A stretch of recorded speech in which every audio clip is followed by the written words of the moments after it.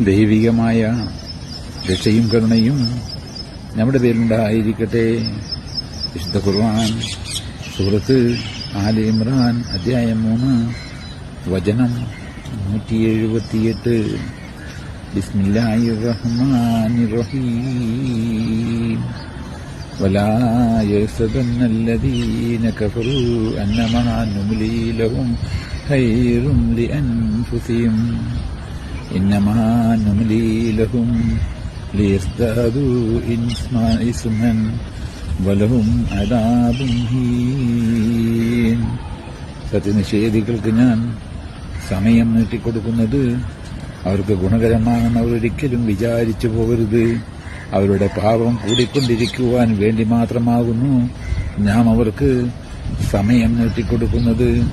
അപമാനകരമായ ശിക്ഷയാണ് അവർക്കുള്ളത്.